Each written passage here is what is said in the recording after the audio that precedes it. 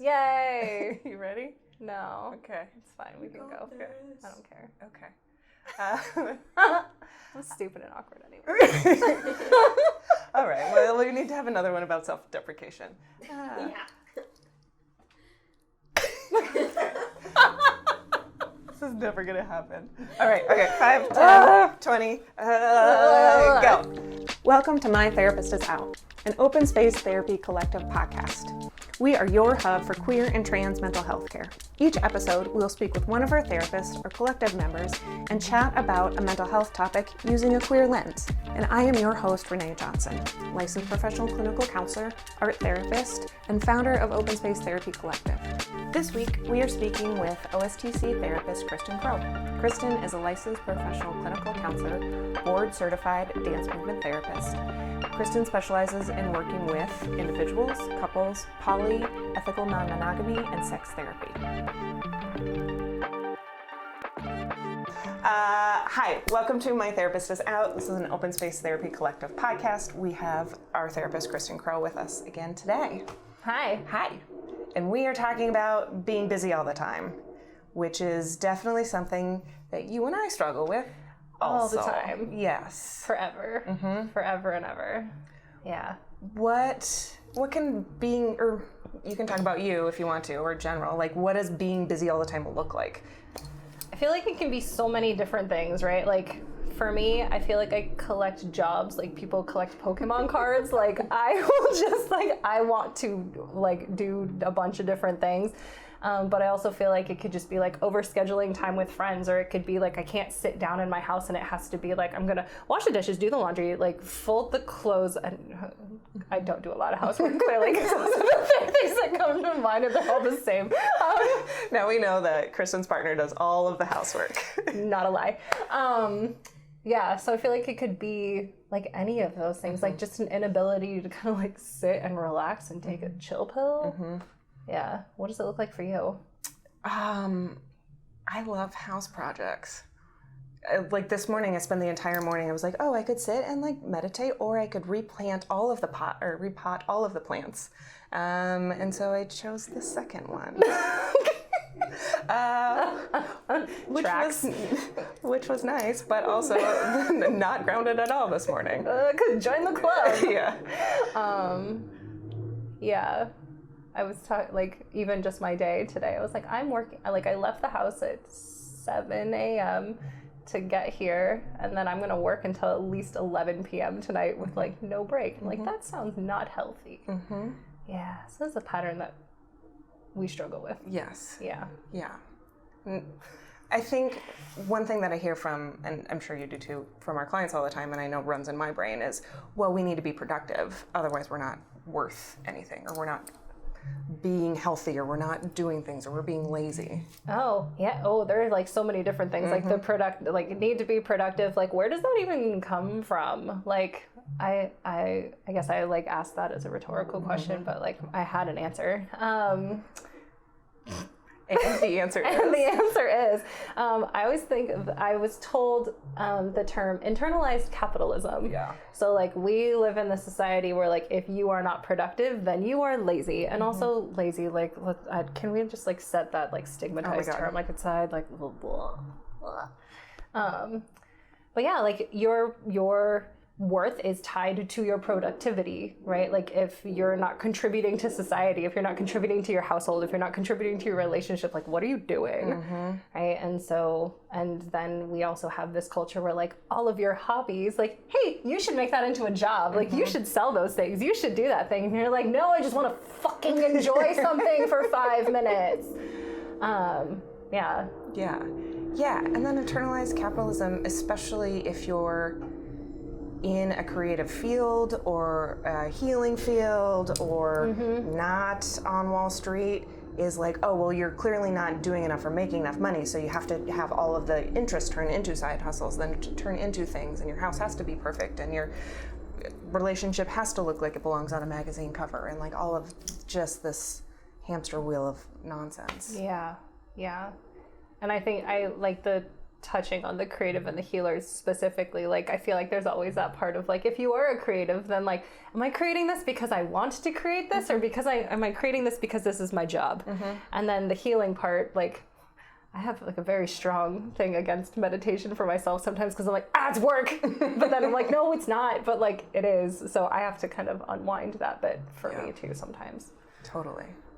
And you add in if you're an AFAB person or a queer person, for sure you're going to get you should just give it away because it's art or it's helping.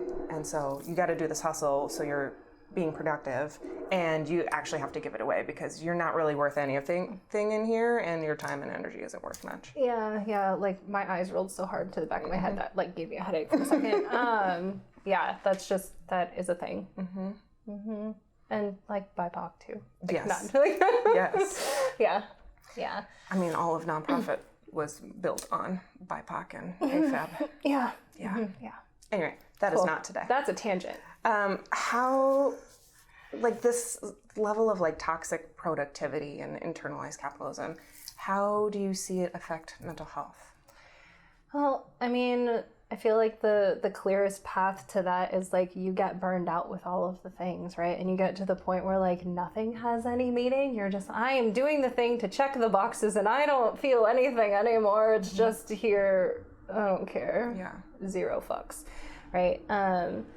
And that's terrible, because then when we finally get the time to like do something that we enjoy, we're like, this isn't even enjoyable anymore. Like now it just sort of feels more like another checkbox, or I don't even have the energy to do it and I don't want to.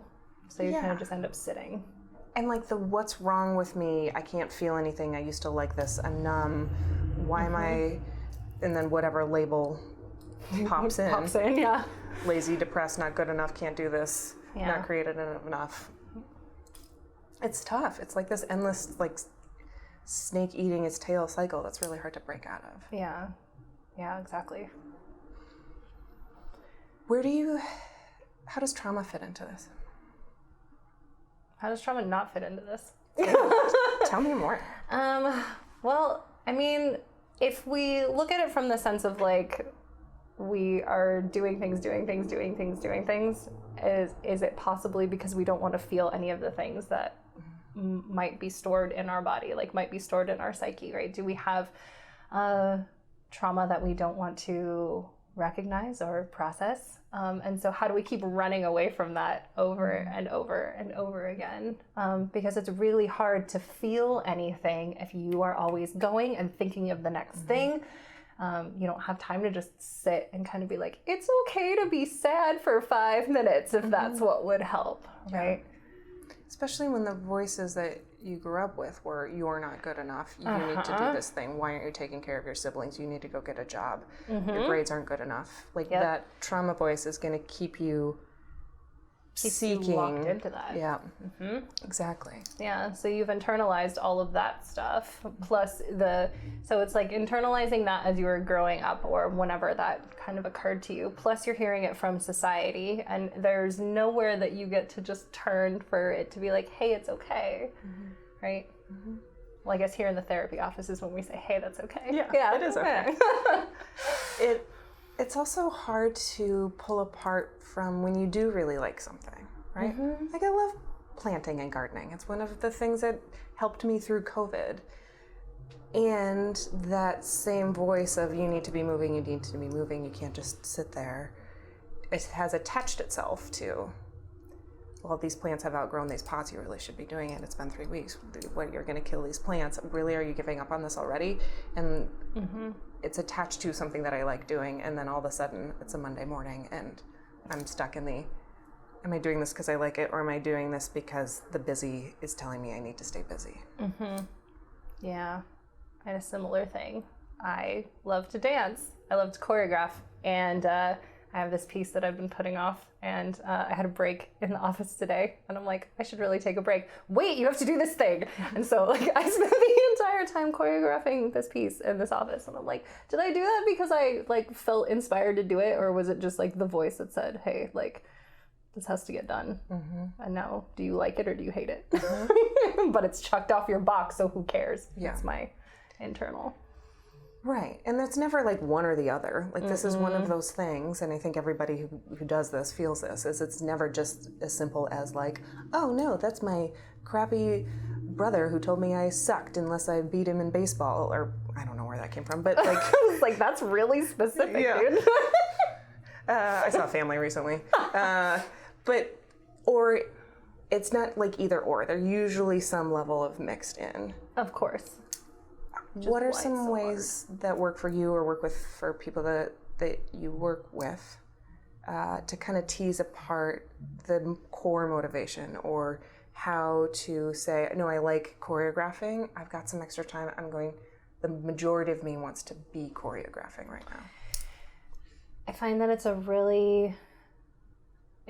it can be a very slow process of like, again, talking to the body-based therapist, but like really tuning in and like taking a breath and just trying to turn my brain off for just a hot second and like checking in with my body and be like, what do you want to do, right? And if my body says sleep, it's like, great, nap time, right? Or, like I need to move, I need to dance. Okay, like throw some music on and let's go.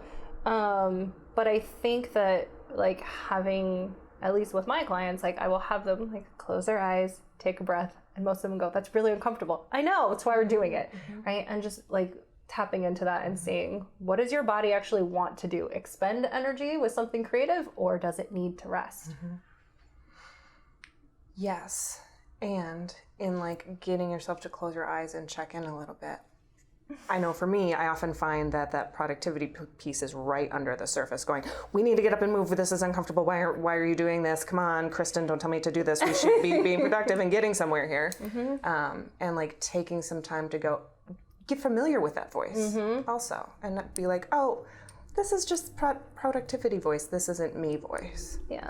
It's important to be able to trust both things, right? Like you have to listen to and acknowledge that piece because it's going to be part of you for a while, right? And then there's also something that it's talking over.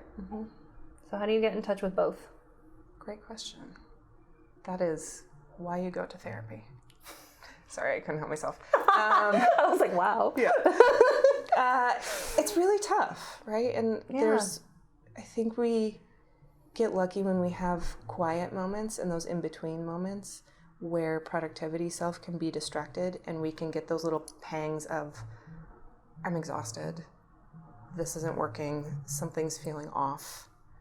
And to pay attention to those like quiet little whispers, because those are definitely there. And if you can start noticing and start tracking those, and keep working that muscle and that listening muscle can be really helpful.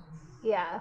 And to add to that, like if you don't do it, if you don't start to listen to that voice as a practice, like your body will do it for you, right? Like who gets sick like after like a really gigantic project and you're like, oh God, right, like I'm dying, and you're like, oh, well, because I've pushed myself for 3 months solid without anything, and your body's like, great, we made it through the thing, we're done, right? So like, or getting migraines after like a really big big meeting or anything like that, like your body knows when to slow down. So like if you can practice those things, my hunch is that you're going to have those debilitating things a lot less frequently. Yeah. That makes me think of when people start coming to therapy, they will register that they're feeling more depressed and having a harder time doing things at first. And I always push back on that a little bit. Is it that you're depressed and can't do anything, or is it that you're finally listening and you're tired and you need to take a break? Yep. Because when we don't, we can register needing to take a break, and depression is the same thing. Oh yeah, because that goes back to the lazy and the not productive and the things, and so because we attach all of those same stigmas to those symptoms too, right? Like you can just pull yourself out of being depressed, right? Like you can fix that, just start doing stuff. Yeah. Right? Go outside. You got those bootstraps? Yeah. Pull yourself up. Right? So like I feel like all of that gets to like, I feel like that kind of just gets all tangled up into it. So yeah, I think that's a really important piece. And also just looking at it from, we give a lot of the same things, the same labels. Yeah. How do you find this attaching to self-worth? Because we've got internalized capitalism, we've got trauma, we've got ways we were raised, we've got resting isn't depression. And also, like, self-worth is really wrapped up in here, because if you're not doing something, if you're not creating something, if you're not doing something at work or for your partner or for your friends or for the community, then you're not worth anything. Mm-hmm. When worth is an inherent thing, not a result of a thing you're doing. Mm-hmm. Yeah. Yeah, I see that as really wrapped up in the, like, you're not doing enough, so I'm not worthy of rest. Is a lot of times like what my brain says, like, I have to do these things so I can earn the rest. Mm-hmm. But like, if I keep doing the things, like, I'm never gonna, my to-do list is never ending. Your to-do list, everyone's to-do list is never ending. Like, right? So there is never gonna be a point where you're like, I finished all the things. Mm-hmm. No. I get to rest. Mm-hmm. And like, what part of that means, like, you shouldn't have to earn it. Mm-hmm. You should just get it, because that makes you a whole human. Mm-hmm. I'm also curious, like, and I don't have an answer for this, but something that I think I need to start asking is, what is it that you're not getting? Or what is it that you won't get if you don't do these things? Like, is it the relationship that you're in or that you want? Is it the job that you have or that you want? Is it being able to go to sleep at night? Like, what is it that people are working for to deserve?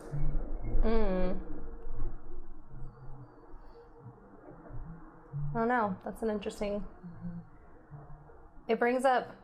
I thought about this thing that someone told me.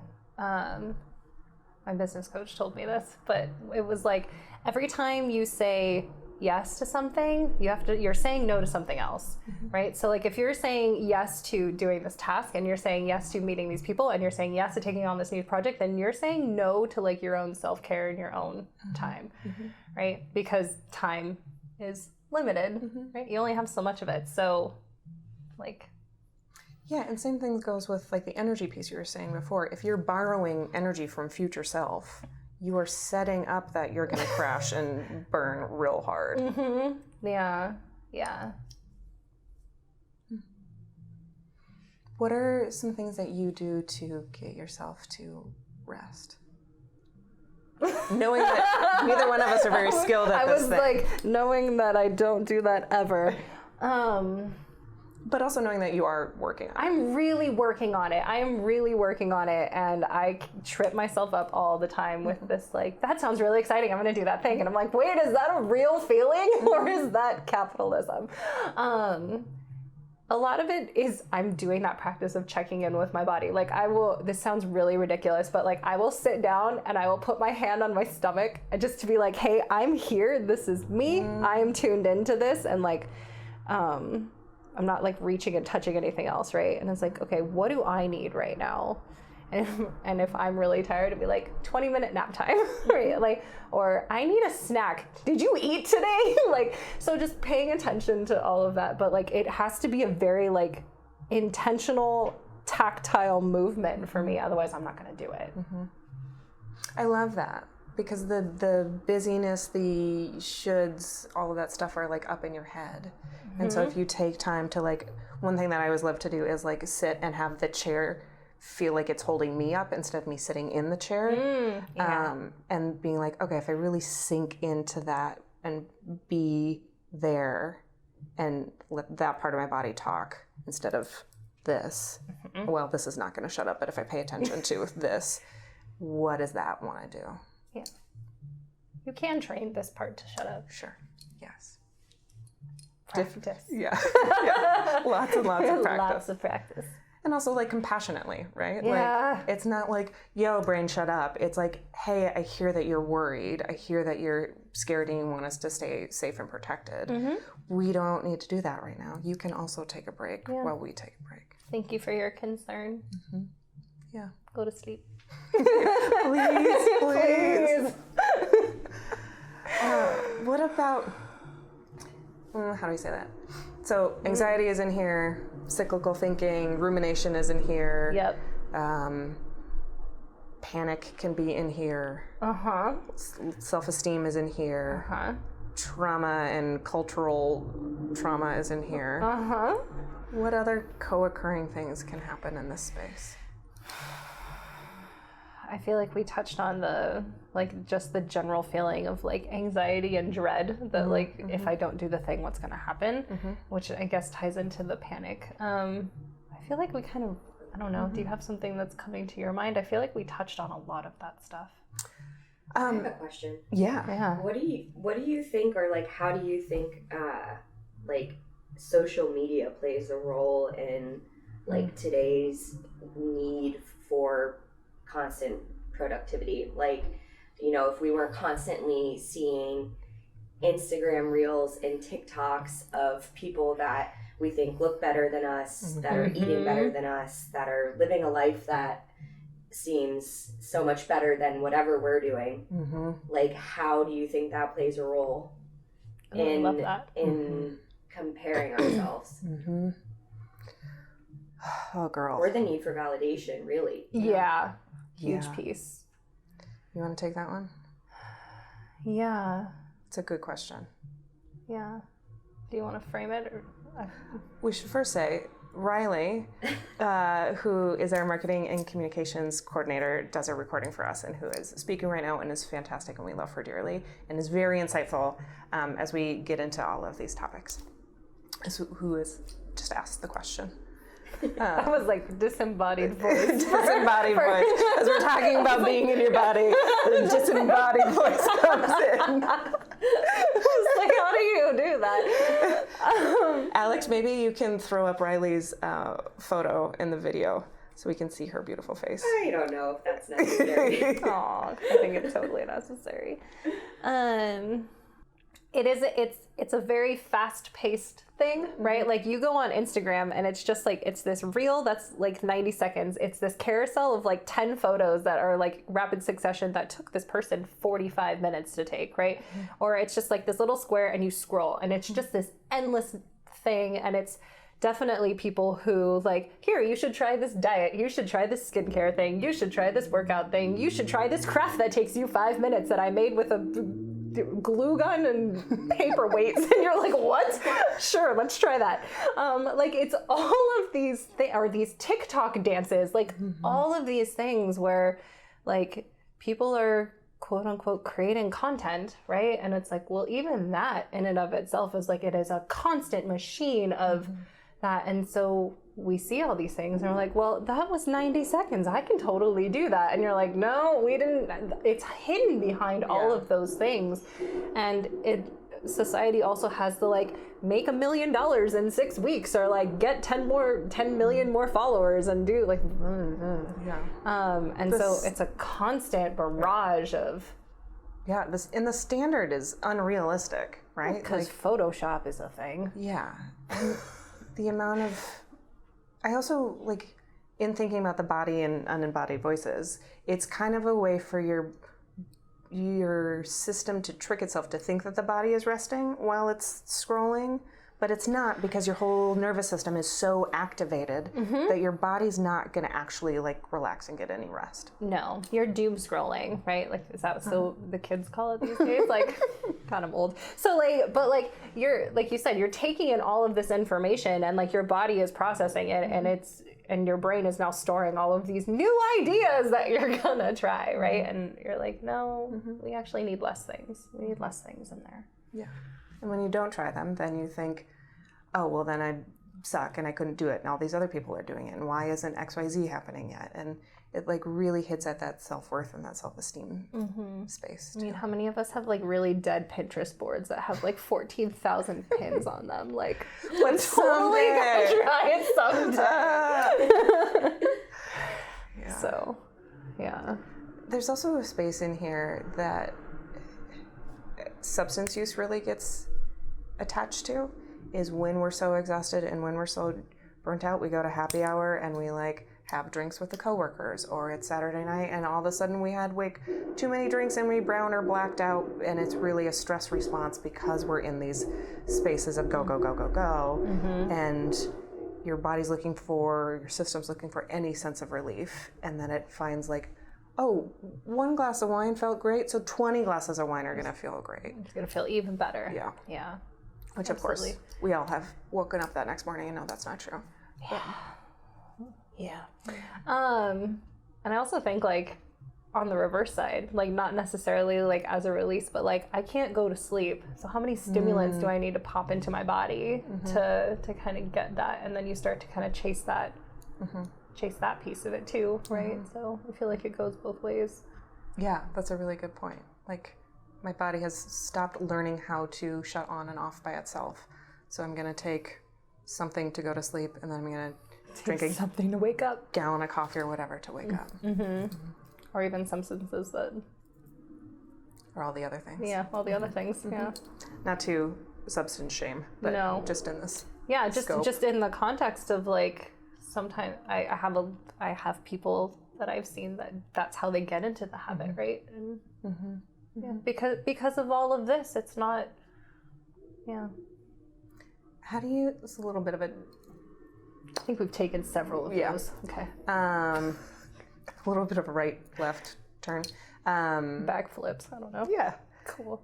How do you think this might be different for queer community or BIPOC community?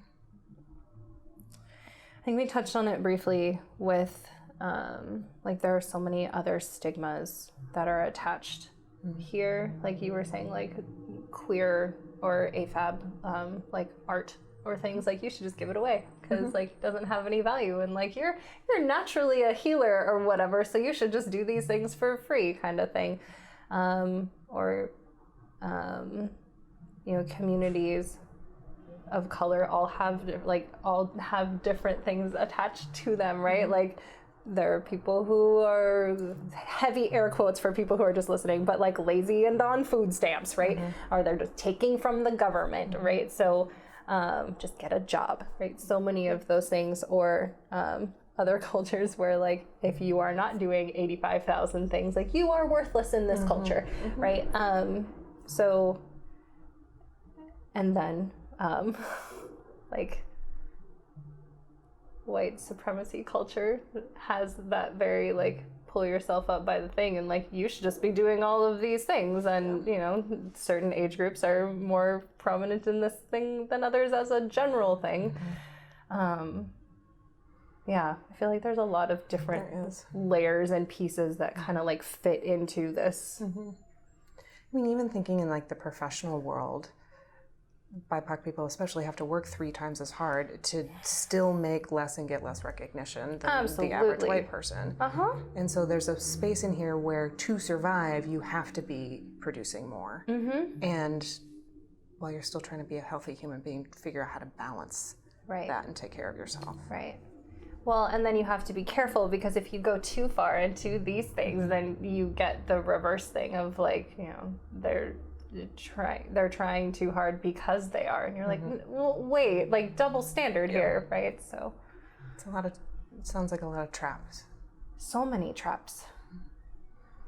So to wrap up, maybe we talk about some ways to get out of those traps, or some ways to take care of yourself if you're kind of stuck in one of these traps. I took a really big breath, and I feel like, but I also feel like that's kind of where you have to start, right? Like, if you're just gonna be going and going and going, like, the way to slow down your nervous system is to take a really big breath, right? Like, you're stuck in your autonomic nervous system. Like, kick your parasympathetic on, like, let it take over and let you relax. I don't know if that's too jargony, but like autonomic, like saber-toothed tiger coming to eat you. Parasympathetic is like, oh, I'm safe, I can take a nap. Yeah. Those are the layman's terms, right? So like take a big breath into your belly, like through your nose, elongated exhale through your mouth, and like do a couple of those, and just really, even if it's like, I took 5 of those today, and that's where you're gonna start, like I feel like that's a good. Yeah. And also like being really patient and gentle with yourself as you're doing this, because it's learning a new thing. Super new. And I know people talk about breathing all the time and whatever, but it is loud and pounding at the moment. Breathing is something that people talk about all of the time and can get kind of like annoyed, but it's really important.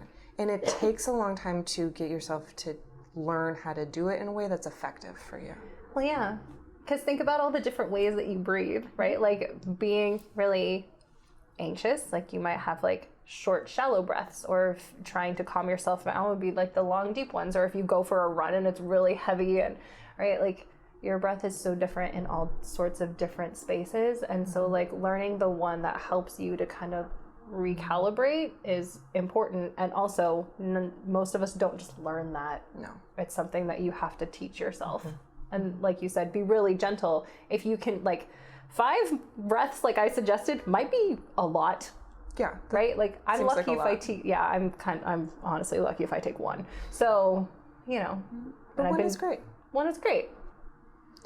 It's something that, like, I know is helpful for me is to, like, have my own, if I'm really stuck in one of these, like, productivity traps, is to have an alarm go off a few times a day. That's, like, a really pleasant, like, chirpy bird, nice, sweet noise, not like that. I was going to say that sounds. Yeah.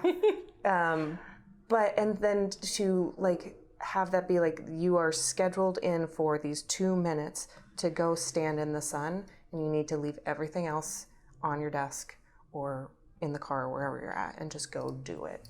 And not expect to be able to do it for 45 minutes because that's not real. Like 2 minutes in the sun is going to feel like an eternity if you're not doing this. Definitely.